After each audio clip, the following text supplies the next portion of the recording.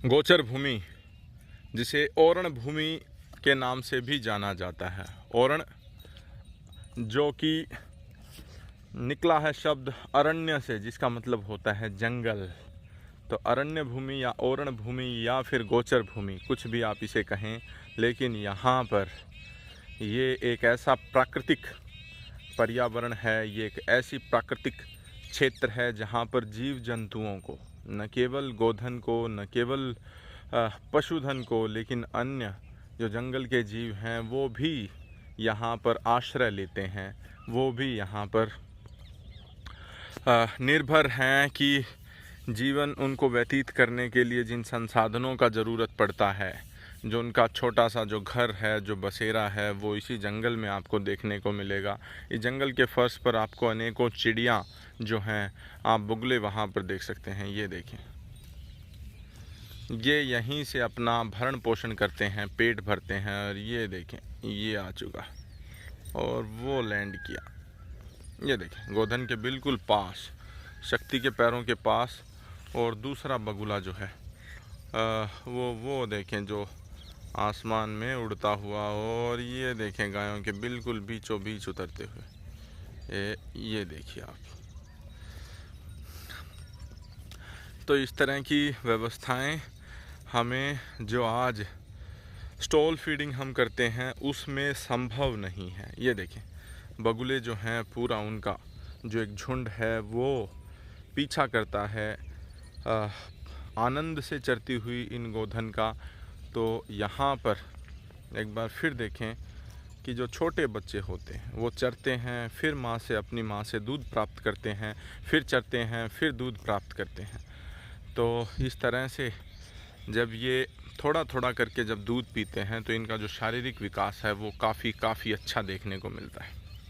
उधर अगर आप देखेंगे तो वहाँ पर वो बछड़ा अपनी माँ से दूध की प्राप्ति कर रहा है। तो इस तरह से ये स्वच्छंद है। ये देखें,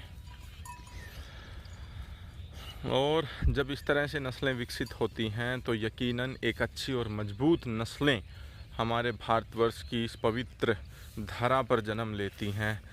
तो माँ की भी तृप्ति होती है, माँ की भी संतुष्टि होती है, बच्चा भी अपने आप को तृप्त महसूस करता है। तो ये जो व्यवस्थाएं हैं ये तभी संभव हैं जब गायें चरने के लिए जाएं, खुद चरे और स्वच्छंद बिल्कुल चरे। ये देखें, और इस तरफ अगर मैं कैमरे को घुमाऊं तो बरखा व उसकी माँ यहाँ पर चरते हुए। ये देखें, और पीछे अगर मैं कैमरा घुमाऊं तो तख्ती, ये देखें, यहाँ पर चरते हुए।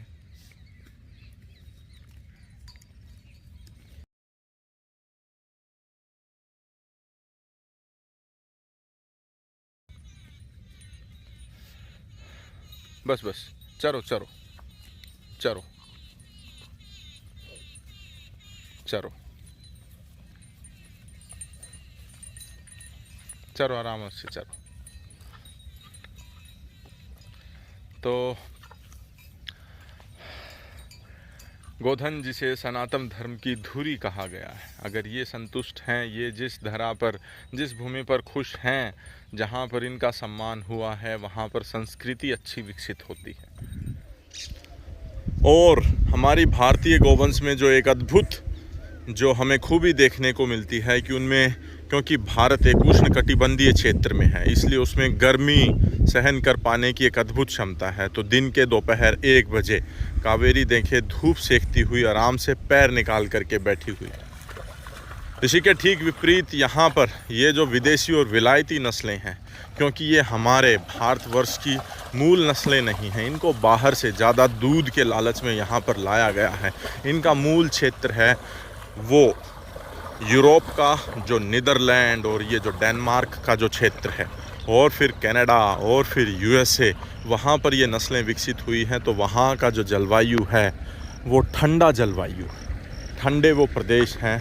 तो वहाँ से जब नस्लें लाई गई हैं तो इनमें जो गर्मी को सहन कर पाने की जो क्षमता है वो न के बराबर है। ये बुरी तरह से हांफती हैं, क्योंकि सावन और भादवे में जो ह्यूमिडिटी है वो भी पीक पर हमें देखने को मिलती है, और गर्मी जो है तो उस चिपचिपाहट में, उस जो ऊष्मा से भरे हुए उस वातावरण में ये अपने आप को नहीं ढाल पाती हैं। जिस प्रकार से काले रंग की ये देखें भैंस जो है वो भी कीचड़ में या पानी में जब तक नहीं लौटेगी तब तक उसको गर्मी अत्यधिक लगती है। उसी प्रकार से ये जो नस्लें हैं इनको भी ये देखें पानी में जोड़ के अंदर घुसी हुई है। तो इस तरह से ये नस्लें अपने आप को अगर ठंडा न रखें तो इनके अंदर स्ट्रेस जो है, मुंह से लार गिरेगी, मुंह से झाग गिरेंगे, और ये पूरी पेंटिंग करती, हांफती है ये नस्लें। तो इन नस्लों का जो दूध है वो भी इस स्ट्रेस की वजह से पूरा स्ट्रेस हार्मोन से भरा हुआ